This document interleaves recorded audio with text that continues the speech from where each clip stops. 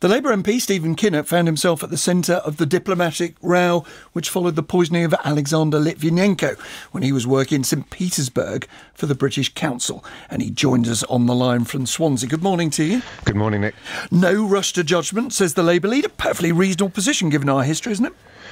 Yes, I don't think anybody in their right mind is talking about mission creep here. Nobody's talking about military action. Nobody's talking about invading Russia or launching airstrikes on Moscow. So my problem with the argument is I don't think that drift to conflict or rush to war, or whatever you might call it, is on the agenda at all. So the parallel with Iraq, the dodgy dossier, as Jeremy Corbyn calls it, for example, you think is the wrong parallel?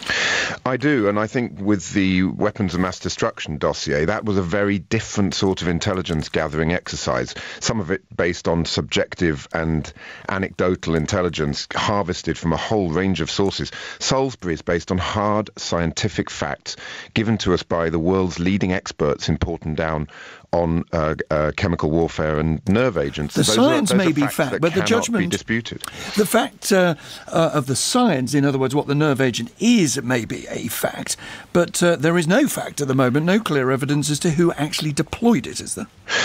Well, I think we've got two options here. Either the Russian state has directly orchestrated this attack, or it's allowed the nerve agent to slip into the hands of some other party. In either case, it's completely unacceptable, and it has to there has to be a response which is the strongest that we can possibly see. And I agree absolutely with what Keir Starmer and also with what Nia Griffiths, our Shadow Defence Secretary, has said. This has to be a time where we stand together with the government, shoulder to shoulder, and with our NATO allies, sending a very, very clear message to Russia. So what on earth is going on in the Labour rogue state? What on earth is going on in the Labour leader's office? Yesterday, as you say, the Shadow Defence Secretary Nia Griffith rushed onto this programme to clarify what Jeremy Corbyn really believed. You tweeted that you thought this was a good thing. Kudos, you said, to Jeremy Corbyn. Has he just unclarified it? Yeah, I thought it was excellent when Jeremy did come out and say the finger of blame clearly points to Russia, and also the fact that he supports the expulsions. If he supports the expulsions, then presumably he sees a direct connection to the Russian state, because the expulsions are an action against the Russian state. So why has it got blurry again? The article yesterday, I think, hasn't helped to clarify the situation. I think we've got a fundamental need for a debate in our party about our worldview, and there are those of us who clearly feel that NATO and the European Union, and standing shoulder to shoulder with our allies and those shared values, huge mistakes have been made. I personally think there were huge mistakes around the Iraq war, but they are fundamentally a force for good, and those alliances are the fundamental piece of architecture that we have to be a part of. And there are others in our party who take a different view. When you say others, we are talking of the leader of the Labour Party. I think Jeremy has never made any secret of his views on the role of NATO in the world and on the European Union to a large extent as well. Down the years, 30 years as a backbencher, he is admirably consistent in that position. Consistent, but in your view, wrong by the sounds of it. Let me take you back to your own experience, which is you were in Russia, you were in St Petersburg back in 2008 after the murder of Alexander Litvinenko, found yourself harassed by the FSB. What did you learn from that experience?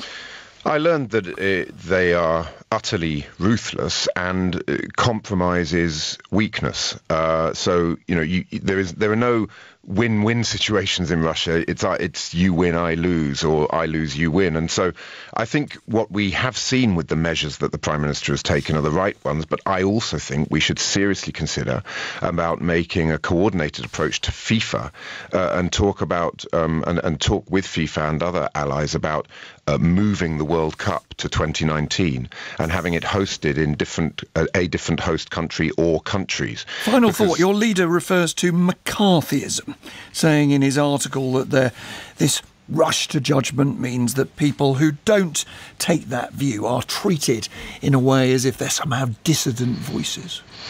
Look, I mean, we are a broad church in the Labour Party, and we have to be ready to have the debate. But Jeremy is the leader of the opposition, and he has the agency. He's not being victimised by anybody here. I think we're having a serious and fundamental debate about Britain's role in the world and how to deal with a direct attack on the United Kingdom and on the streets of Salisbury. And there is no doubt in my mind that the Prime Minister's taken the right action.